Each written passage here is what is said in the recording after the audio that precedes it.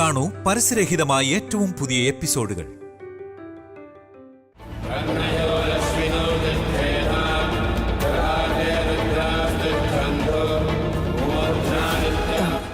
എന്ത് പറ്റി?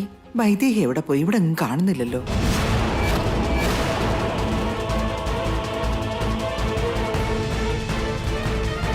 ശരിയാണല്ലോ അമ്മേ, യാഗം തുടങ്ങുന്നത് വരെ എല്ലാം ചെയ്തിവിടെ ഉണ്ടായിരുന്നല്ലോ. പൂജ തുടങ്ങിയപ്പോ തൊട്ട് അവളെ ഇവിടെ കാണുന്നുമില്ല. അവളിവിടെ തന്നെ ഉണ്ടല്ലോ അമ്മേ, തട്ടോട്ടുണ്ട്.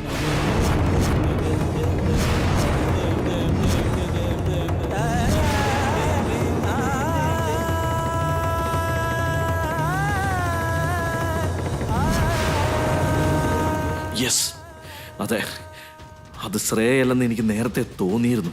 ശ്രേയല്ലെന്ന് വെച്ചിട്ട് വൈദേഹിയെ വെച്ച് മാനേജ് ചെയ്യുന്നു.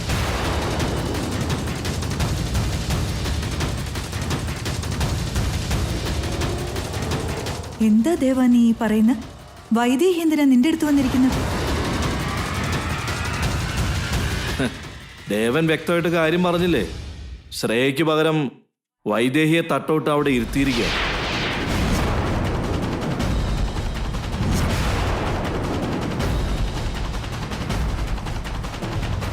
തട്ടുവിട്ട് അരികെ പിടിച്ചിരുത്തിയത് ഇതിനു വേണ്ടിയായിരുന്നോ? ദേവേട്ടനിപ്പോ സത്യം മനസ്സിലായോ? എല്ലാരോടും പറയാൻ പോവാണോ? എന്താ ദേവാ നീ ചിരിക്കുന്ന? സത്യത്തിൽ ഇവിടെ എന്താ നടക്കുന്ന? തട്ടുവിട്ട് വൈദേഹി എന്തിനിവിടെ ഇരിക്കണം? ശ്രേയ എവിടെ പോയി? അതെ അമ്മയൊന്ന് നിൽക്കേ.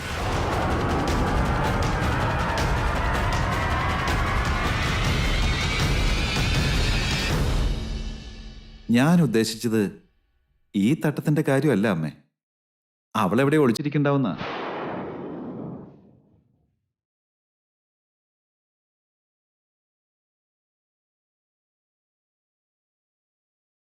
എന്തിനാ അവൾ ഒളിച്ചിരിക്കുന്നേ? എല്ലാവർക്കും ആവശ്യമുള്ളതൊക്കെ ചെയ്തിട്ട് തിരശ്ശേരിക്ക് പിന്നിൽ ഒളിക്കുന്നത് വൈദേഹിക്ക് സ്ഥിരമുള്ള പതിവല്ലേ. ഇപ്പോഴും അങ്ങനെ തന്നെ. അവൾ ഇവിടെ എവിടെയെങ്കിലും തന്നെ കാണുന്നേ.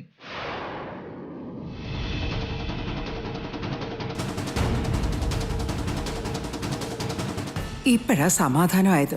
നീ പറഞ്ഞത് കേട്ടപ്പോ ഒരു നിമിഷം എന്റെ ഹൃദയം സ്തംഭിച്ചതുപോലെ ആയിപ്പോയി.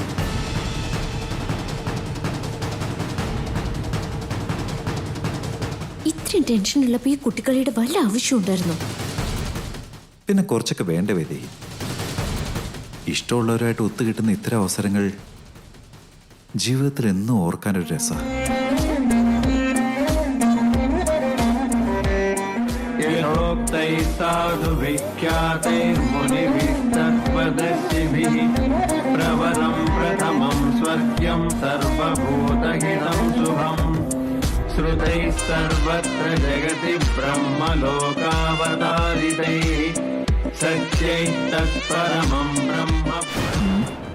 എന്റെ സംശയം ഇനിയും തീർന്നിട്ടില്ല.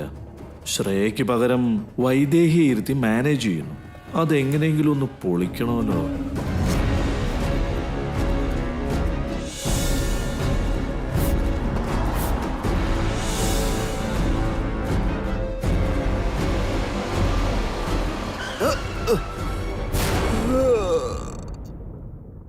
അപ്പോഴേക്ക് നമ്മൾ മുംബൈയിൽ എത്തിക്കഴിഞ്ഞോ? Great driver.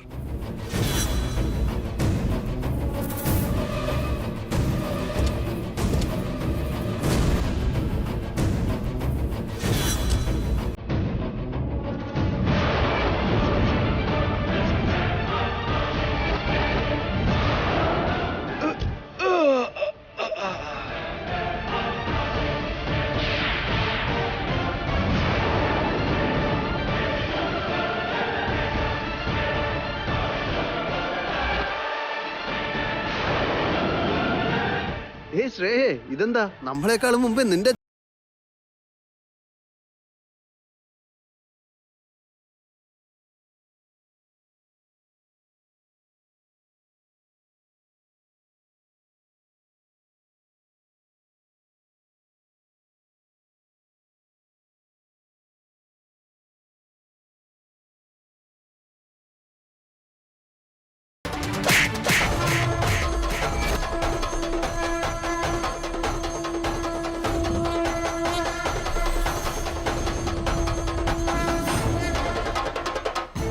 ഇത്രയും വലിയൊരു കുടുംബത്തിൽ കല്യാണം കഴിച്ച് അയച്ചപ്പോ മര്യാദയ്ക്ക് അവിടെ കുടുംബം നടത്താനുള്ളതിന് നിനക്ക് എന്തിന്റെ കേടാടി ഇത്?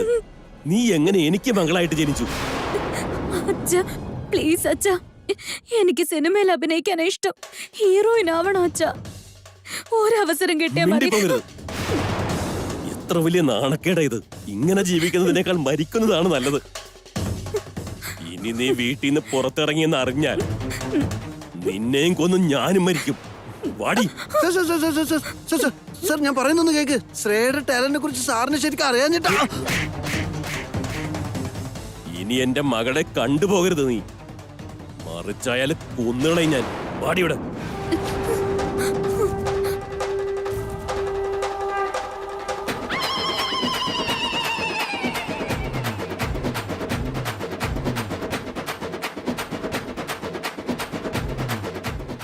ഇതെന്താ, ഞാനെങ്ങനെ വീണ്ടും ഇവിടെ തന്നെ എത്തിയ? നിന്നോട് ഞാൻ മുംബൈ കൊണ്ടുപോകാൻ പറഞ്ഞപ്പോ വീണ്ടും എന്തിനാ ഇവിടെ കൊണ്ടുവന്ന് വിട്ടെ? ഞാൻ കൊണ്ടുവന്നല്ല സാറേ, ഫോൺ ചെയ്ത് എന്നെ വിളിപ്പിച്ചതാ. എന്നാ ഒരു വാക്കെങ്കിലും എന്നോട് പറയണ്ടടാ. അതിനൊരു അവസരം കിട്ടിയില്ല സാർ. ഹലോ, എനിക്ക് പറയാനുള്ളത് മുഴുവനും ഒരു അക്ഷരം വിടാതെ കേട്ടോണം. ആരാ സാർ നിങ്ങൾ? ചോദ്യം വേണ്ടെന്ന് പറഞ്ഞില്ലേ? പറയുന്നത് കേട്ട് അതുപോലെ അനുസരിച്ചോണം. ഞാൻ ചോദിക്കുന്നതിന് ഓരോന്നായി ഉത്തരം പറയണം. നീ നിന്റെ കാറിൽ ഒരു പെണ്ണിനെയും ചെക്കനെയും കയറ്റിക്കൊണ്ട് മുംബൈയിലേക്ക് പോയിക്കൊണ്ടിരിക്കുകയല്ലേ? അതിരിക്കട്ടെ, നിങ്ങൾ ആരാണെന്ന് പറഞ്ഞില്ലല്ലോ. നിന്റെ കാറിലിരിക്കുന്ന പെൺകുട്ടിയുടെ അച്ഛനാടാ സംസാരിക്കുന്നേ. ആ കൂടെ ഇരിക്കുന്നവൻ മോഹവാഗ്ദാനങ്ങൾ കൊടുത്ത് എന്റെ മോളെ തട്ടിക്കൊണ്ടുപോകാൻ നോക്കുക. അതെയോ സാർ? അതെ. നീ എന്ത് ചെയ്താലും ശരി, കൊണ്ടുപോയതുപോലെ എന്റെ മകളെ തിരിച്ചിവിടെ എത്തിച്ചേക്കണം. ഞാൻ പറഞ്ഞാൽ അവർ കേൾക്കണമെന്നില്ലല്ലോ. വേണമെങ്കിൽ നിങ്ങളുടെ മോൾക്ക് ഫോൺ കൊടുക്കാം, നിങ്ങൾ വേണേ സംസാരിച്ചോ. അത് വേണ്ട. ഞാൻ നിനക്ക് ഫോൺ ചെയ്തു എന്ന് അവൾ അറിഞ്ഞ അവിടെ നിന്ന് രക്ഷപ്പെട്ട് അവൾ എങ്ങോട്ടെങ്കിലും പോയി കളയും. അപ്പൊ ഞാൻ എന്താ സാറേ ചെയ്യണ്ടേ? അതെനിക്കറിയില്ല. പക്ഷേ നീ കയറ്റിക്കൊണ്ട് പോയെടുത്ത് തന്നെ രണ്ടുപേരെയും ഇറക്കി വിട്ടേക്കണം. അല്ലെന്നാണെങ്കിൽ നീയും അവനോടൊപ്പം ചേർന്ന് എന്റെ മകളെ തട്ടിക്കൊണ്ടു പോയതാണെന്ന് ഞാൻ പോലീസിനോട് പറയും. വേണ്ട സാർ, അങ്ങനൊന്നും ചെയ്തേക്കല്ലേ. ഞങ്ങൾ ഒത്തിരി ദൂരമൊന്നും എത്തിയിട്ടില്ല. അവർ രണ്ടുപേരും ഉറങ്ങാ സാറേ. ഞാൻ വണ്ടി തിരിച്ചു വിട്ടേക്കാം. ഇതാ സാറേ നടന്നത്. ഇനി ആരോടും ഇങ്ങനൊന്നും ചെയ്യല്ലേ സാറേ.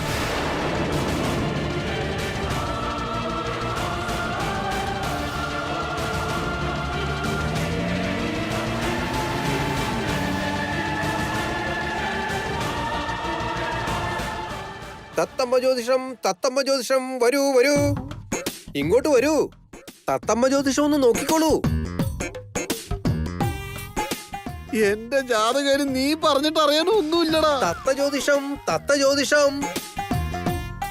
കുറച്ചു മുമ്പല്ലേ നീ പറഞ്ഞത് 2 പടി കയറിയ 10 പടി ഇറങ്ങേണ്ടി വരും. അതുപോലെ തന്നെ ഇറങ്ങി. നിന്റെ ഒടുക്കത്തെ ഒരു നാവ്. നിന്റെ ജീവിതത്തിൽ ഒരിക്കലും മനസമാധാനം ഉണ്ടാവില്ല. ഞാൻ പറഞ്ഞത് സത്യ.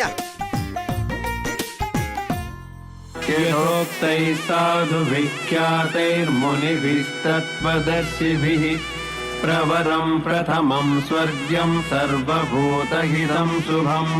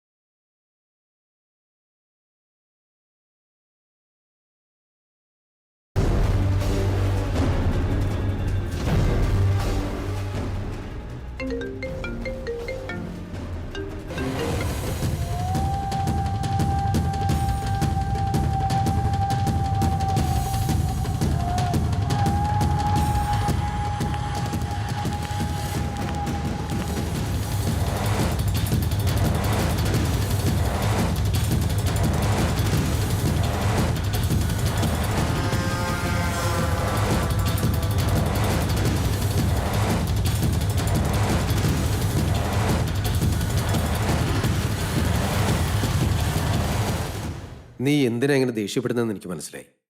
ഹോമം തടസ്സപ്പെടുത്താൻ നീ എന്തൊക്കെയോ ചെയ്തു, അതൊന്നും വർക്കൗട്ടായില്ല, അതല്ലേ? അവിടുത്തെ യാഗം തീരാറായിരിക്കുക. ഇനിയെങ്കിലും ഇങ്ങനെ വേണ്ടാത്ത പണിക്ക് പോകണ്ട. ഞാനൊരു വേണ്ടാത്ത പണിക്കും പോയിട്ടില്ല. എന്നാലും ആ യാഗം പൂർണ്ണമാകാൻ പോകുന്നില്ല. എടാ വരുണേ, നിനക്ക് താല്പര്യമില്ലെന്ന് കരുതി നടന്നത് നടന്നതല്ലാണ്ടാവൂടാ. അത് മുടങ്ങു വച്ചാ അവൻ അവൻ്റെ ഭാര്യ ശ്രേയയുടെ കൂടെ ചേർന്നിരുന്ന് യാഗം പൂർത്തീകരിക്കണം. വൈദേഹിയുടെ ഒപ്പം ഇരുന്നിട്ട് കാര്യമില്ലല്ലോ, അത് ചടങ്ങുകൾക്ക് എതിരല്ലേ. അവനത് വെറുതെ തമാശക്ക് പറഞ്ഞല്ലടാ. അത് നീ അങ്ങ് സീരിയസ് ആയിട്ട് എടുത്താൽ എങ്ങനെയാടാ മോനെ? അത് കളിയല്ല അച്ഛാ, അത് തന്നെയാണ് സത്യം. ശ്രേയ ഇല്ലാത്തടത്ത് വൈദേഹിയെ പിടിച്ചിരുത്തി കവർ ചെയ്യുക. വേണമെങ്കിൽ ആ തട്ടം മാറ്റി നോക്കിക്കോ അച്ഛൻ. കിട്ടാത്ത മുന്തിരി പുളിക്കെന്ന് കേട്ടിട്ടില്ലേ? നീ പറയുന്നത് കേട്ടിട്ട് എനിക്ക് അങ്ങനെ തോന്നുന്നത്. നീ ആകെ വട്ടുപിടിച്ച് നിൽക്കടാ. ഇങ്ങനെയുള്ള വലിയ ചടങ്ങുകൾക്ക് ഭാര്യയ്ക്ക് പകരം മറ്റൊരാളെ ഇരുത്താൻ ആര് ശ്രമിക്കില്ലടാ വരണേ. ചുമ്മാ മണ്ടത്തരം പറയല്ലേ.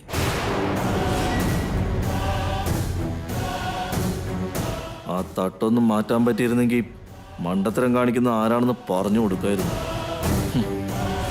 ह्यहं जगद्योनिर्महात्मनः नाम्नां किञ्चित् समुद्देशं वक्ष्याम्यव्यक्तयोनिनः वरदस्य वरेण्य. ഞാൻ പേടിച്ചിരുന്നതിനേക്കാളും ഒത്തിരി മുമ്പോട്ട് പോയല്ലോ ഇവരുടെ കഥ.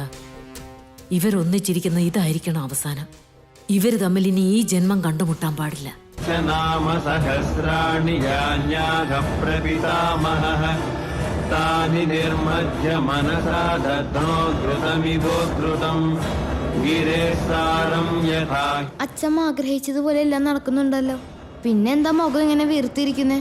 ഓ, എല്ലാ അച്ഛമ്മ വിചാരിച്ച പോലെ നടന്നെങ്കിലും ചേച്ചിക്കും അച്ഛൻ ഇഷ്ടപ്പെട്ടതുപോലെ നടക്കുന്നോണ്ടാണോ? വേറുപെടുത്തി അച്ഛമ്മയുടെ കൈ കൊണ്ട് തന്നെ ആ ദൈവം അവരെ തമ്മിൽ ഒന്നിപ്പിച്ചില്ലേ? നാവടക്കിക്കോണം.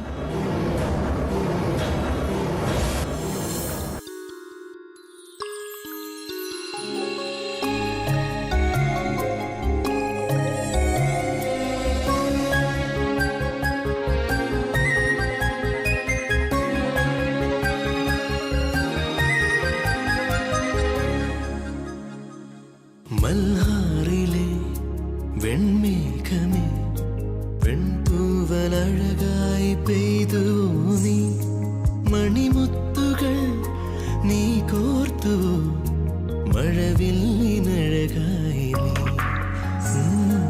മൽഹാറിലെ വെൺമേഘമേ മഞ്ഞോലുമഴകായി പെയ്തു നീ, മണിമുത്തുകൾ നീ കോർത്തു മഴവില്ലിനഴകായി നീ.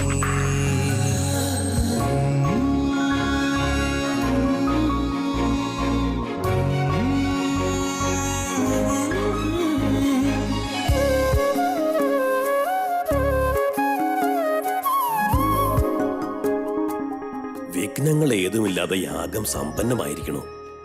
ഈ ക്ഷണം മുതൽ പരമ്പരാഗതമായ എല്ലാ ഉത്തരവാദിത്വങ്ങളും നിന്റെ അച്ഛനെയും മുത്തച്ഛനെയും പോലെ തന്നെ ഇനി നീയാണ് നോക്കി നടത്തേണ്ടത്.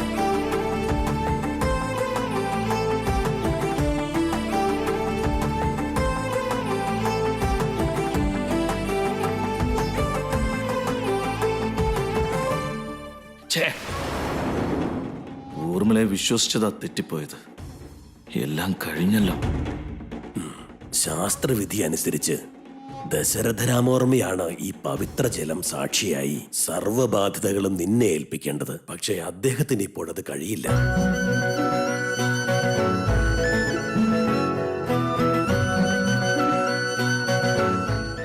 അച്ഛന് തൽക്കാലം അതിന് പറ്റാത്ത അവസ്ഥയാണെങ്കിലും എന്താണ് ഗുരുക്കളെ, എൻ്റെ ചെറിയച്ഛൻ ഇവിടെയുണ്ടല്ലോ.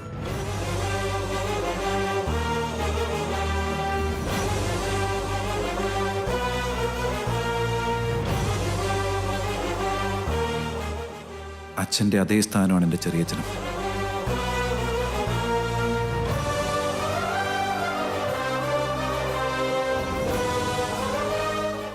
ചെറിയച്ഛൻ ഇങ്ങോട്ട് വന്നേ.